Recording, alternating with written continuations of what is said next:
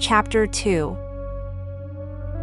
When Yochanan had grown to manhood, he reappeared in the wilderness of Bethimra, proclaiming, "Change your ways, for you have fallen into error and ignorance. Return to the teachings of the Torah, interpreting them without guile, and turn your eyes towards the new light of the coming day.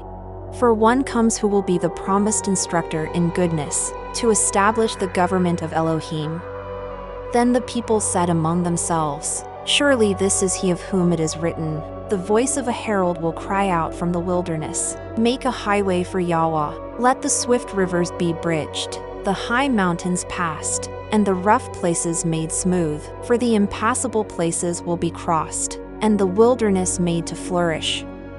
Some came to Yochanan from the place of his upbringing, who said, "Withdraw from the people, for they are no concern of yours.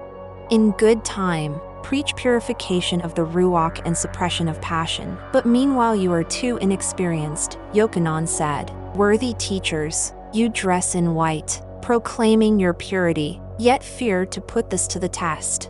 Is your flesh so weak that it must be kept continually under restraint? Is the imprisoned malefactor good by his own desire, or by his circumstances? Is not the world a place of temptation so each may discover his own strength or weakness?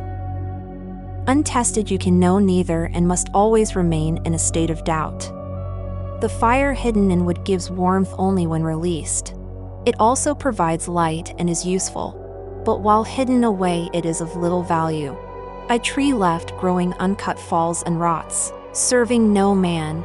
So too is it with knowledge and wisdom, for only when utilized can they have any value. Goodness is not assessed only by the things done, for the things left undone are not overlooked. Yochanan appeared strange in the eyes of those who saw him, for he was wild-haired and large, clothed in a garment of hair as were the prophets of old and bound about with a leather girdle, like Elijah. His food was locusts and bread dipped in wild honey, for he was of the Zophim who watched for the coming of the kingdom. He came to bear witness to the light which should shine in the hearts of all men. But the Yahudim would not heed him, for he used cleansing waters, which they did not. This, he said, signified the washing away of the causes of illusion and the impurities of life. He was a cleanser of minds and hearts. There were mockers, but they were afraid to come near Yochanan. Yet many listened to the message and were cleansed in the river of life, providing they were wholehearted in a desire to change their ways. Yochanan knew some were hypocrites, and he held them long under the water, for he said they required a lot of purifying. Few men argued with Yochanan, though it is in the nature of Yahudim to argue. This is how Yochanan testified when priests and learned men were sent to question him, saying, "Who are you?" He said, "I am not the one you anticipate, whose coming is at hand. Is it not written, 'I will send a forerunner to prepare the way'? I am that herald. Soon the one you seek will hasten to acquire his kingdom. He will be like a refining fire, preparing you for participation.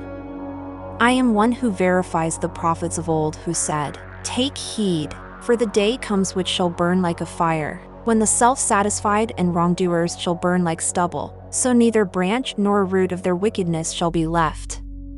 Then some who inquired of Yochanan said, "If you are not the expected one, why do you baptize?" He replied, "I teach cleansing in water as a sign of repentance for the past and rebirth into another way of life. I herald the coming of someone much greater who is now born among you. He is one whose sandal bands I am unworthy to unlace. I use water, but he will immerse men in the ruach and cleanse them with disciplinary fire. He is the bearer of a winnowing fan and will thoroughly cleanse the threshing floor, gathering the wheat into the granary and burning the useless chaff." Then one said, "No good thing ever came out of the wilderness." But Yochanan, overhearing him, said, "Recall the days of our forefathers, when the wandering in the wilderness was over, and they came to a land where there was an abundance of milk, butter and cheese, where the sheep grew fat and corn grew plentifully, where the vine flourished and all good things for the nurture and comfort of man were found. Then the people became weak in body, slothful, their minds turning to unclean things. They forsook the ways of Yahweh and had little respect for the teachings of the Torah. From which did they derive the most benefit, from the wilderness or from the land overflowing with good things? Pity me not for my days in the wilderness, but pity yourselves who have been denied man-making experiences. Yochanan said, Woe to you who have taken to the keeping of many slaves. For you, having robbed the man with a small plot of ground of his livelihood, are worse than thieves. You roll your eyes upward, saying, Never would I steal a loaf of bread, and condemn one who steals because of his emptiness. Your stomachs are full, but your hearts are empty of goodness.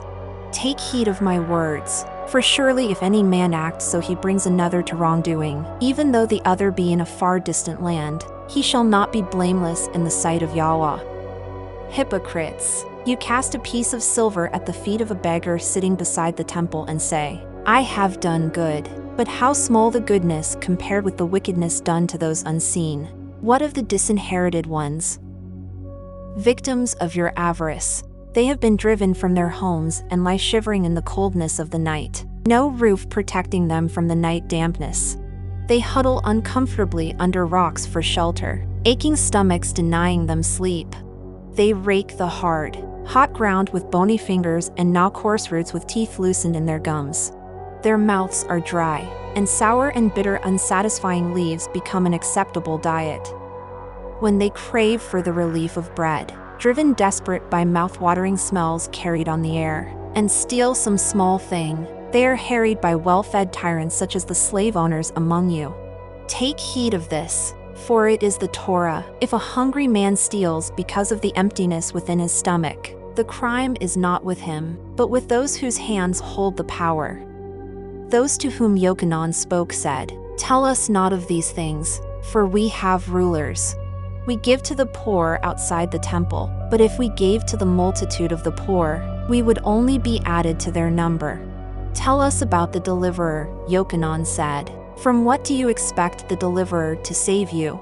They said, It is written, He will deliver us from the hands of our enemies. Yochanan said, He will perform no mean task, but will save you from the greatest of enemies. Tell me, which presents the most danger, those who lay siege to a fortress from outside, or those within its gates, cunningly biding their time with concealed weapons? Surely it is the enemy within who is most to be feared. Therefore, I declare to you, the deliverer comes not to fight against the enemy clamoring outside, for the silent unseen foe within is most to be feared. Many shook their heads and said quietly, This man is mad. Then one among those who listened said, If he tells of the ways of Elohim, surely those ways are strange. Yochanan, overhearing this, said, The ant cannot understand the ways of an eagle, nor an eagle the ways of a man. How much less can man understand the ways of Yahweh? One standing close to Yochanan said, If a man is ruled by two kings, which should he obey, the one who is close, or the one who is far distant?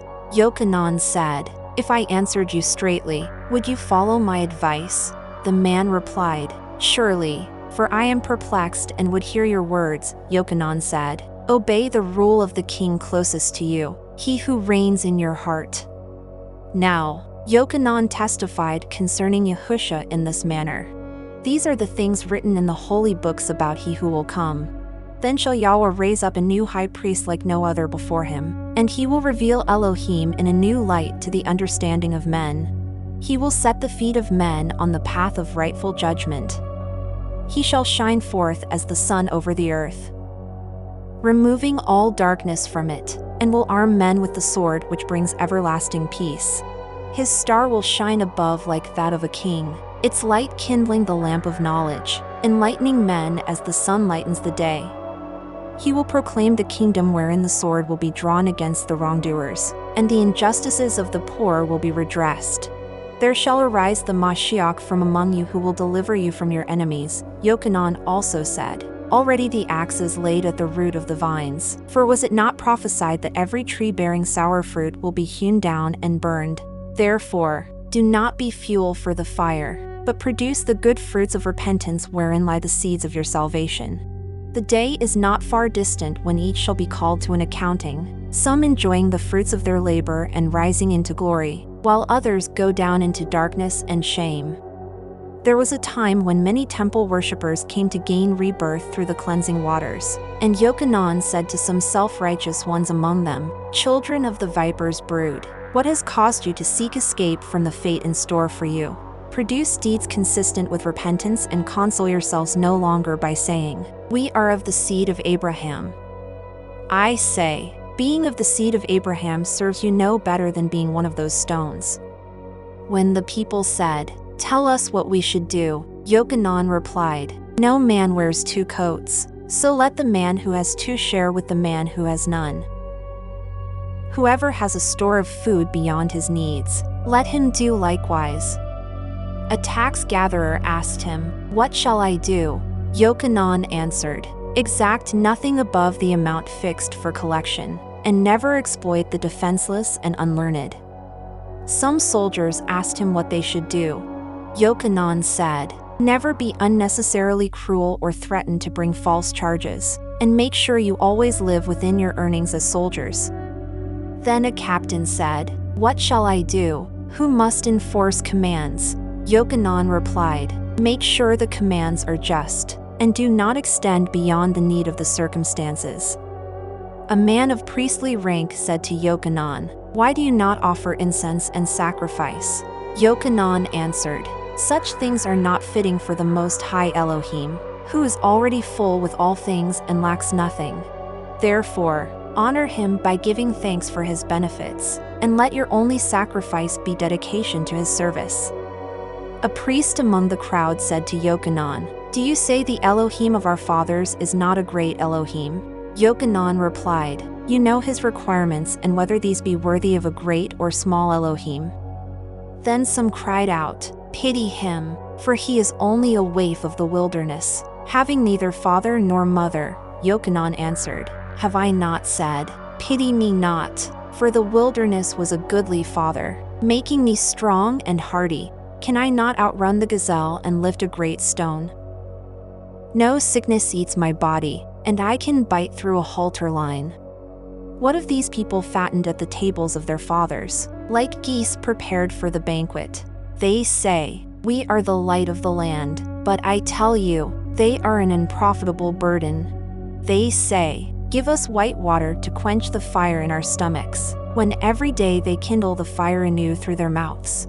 For things that pass pleasantly through the mouth often stir up strife in the belly." Yochanan was the beacon of the light, the herald of the deliverer, coming to purge the world of wrongdoing by enlightening men, showing what was right and what was wrong.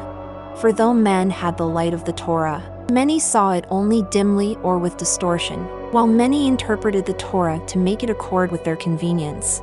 The true deliverer was one who would deliver men from themselves, exposing their weaknesses, failings and hypocrisies only that they might benefit, the purpose and intent being wholly good. Glory to the Supreme Elohim reigning in the heavens above all. May peace and plenty fill the earth and goodwill extend to all creation. May suffering, turmoil and disaster quickly serve their purpose through the cooperation and understanding of man, so they may pass away as things no longer necessary for his upbringing. Blessed be those who preserve these words, and may those who alter them suffer for what they do. The world is glorified through men whose lives are governed by dedication and duty, who completely devote themselves to carrying out the purpose ordained by Yahweh, using earthly conditions to this end. The desires and longings of the heart, the hopes and aspirations of men will never go unfulfilled or be ignored by Elohim while men are willing to rise to greatness through selfless sacrifices and devotion to duty. The highest duty to which anyone can be called is service and suffering in the cause of Yahweh.